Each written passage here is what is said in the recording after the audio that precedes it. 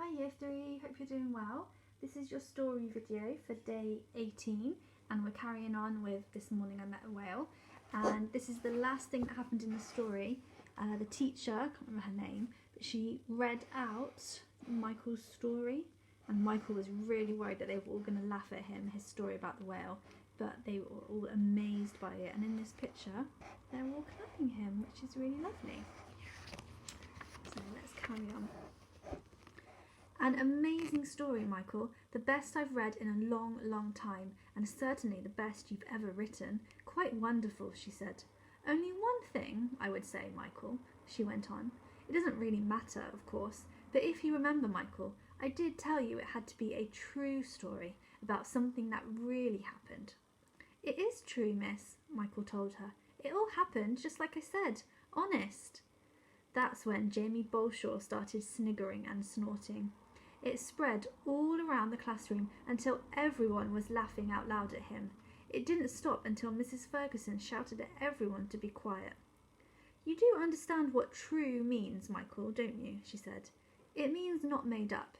If it is true, as you say it is, then that means that right now, just down the road, there's a bottlenose whale swimming about in the river. And it means you actually met him, that he actually talked to you. Yes, miss, he did, miss, Michael said, and I did meet him this morning early, promise, about 5:30 or 6, and he did talk to me. I heard his voice and it was real. I wasn't making it up. But he's not there anymore, miss, because he's gone back out to sea, like I said. It's true, all of it. I promise you, miss, it was just like I wrote it. And when Jamie Bolshaw started tittering again, Michael felt tears coming into his eyes. Try as he did, he couldn't hold them back, nor could he hold back the flood of words. He so wanted to make them believe him. It's true, miss, really true. When it was all over, I ran all the way back home. Mum was already having her breakfast. She told me I was late, that I'd better hurry or I'd be late for school. I told her why I was late. I told her all about the whale, the whole thing. She just said it was a good story, but that she didn't have time for stories just now, and would I please sit down and eat my breakfast. I said it was true. It was all true, every word of it. I crossed my heart and hoped to die, but she didn't believe me. So I gave up in the end and just ate my breakfast like she said. And when I got to school, I didn't dare tell anyone, because I thought that if Mum didn't believe me, then no one else would. They'd just laugh at me or call me a liar. I thought it would be best to keep quiet about it, and that's what I would have done. But you said we all had to write about something that had really happened to us. It could be funny or sad, exciting or frightening, whatever we wanted, you said, but it had to be true, really true. No fantasy, no science fiction, and none of your shock horror stories, Jamie Bolshaw, none of that dripping blood stuff. I want you to write it down just as it happened, children, just as you remember it. That's what you told us. And I couldn't think of anything else to write about except my whale. So that's what I wrote about. It was very long, the longest story and the most important story I've ever written. That's because I didn't want to leave anything out.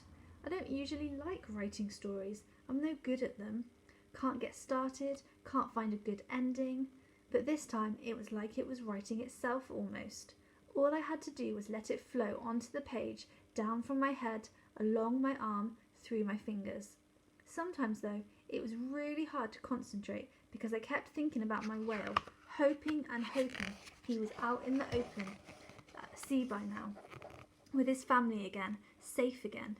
The more I hoped it, the more I believed it, and the more I believed it, the more I wanted to tell his story. That's why I stayed in all through break time to get it finished. It was raining anyway, so I didn't really mind.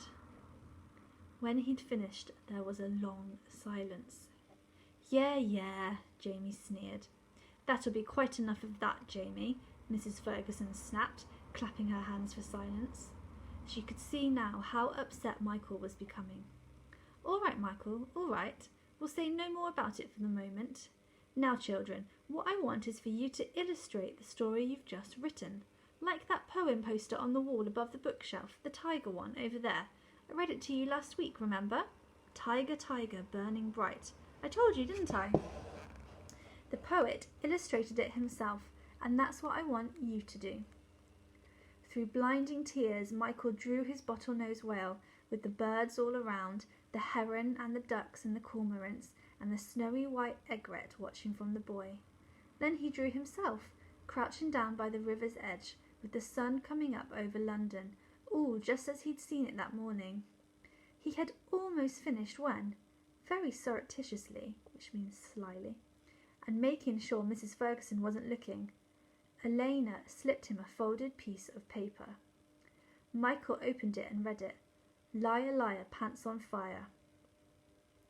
Elena was shaking her head and pointing at Jamie Bolshaw, who was making a face at him.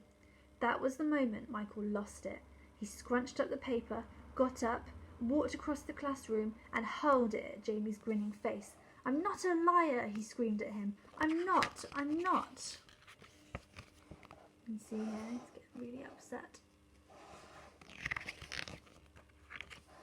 Mrs. Ferguson put Jamie in one corner and Michael in another. They hadn't been there 5 minutes before Mr. Jenner, the head teacher, came in. Much to Michael's surprise and relief, he didn't seem even to notice him standing there in the corner. He was pulling on his hat and coat. He was clearly going somewhere, and in an almighty hurry too. "Mrs. Ferguson," he was saying, "I want your class to stop whatever it is that they're doing right now. I want them to get their coats on and assemble at once in the playground. And hurry, please." "Why? What's going on?" Mrs. Ferguson asked. "Is it a fire drill?" No, nothing like that.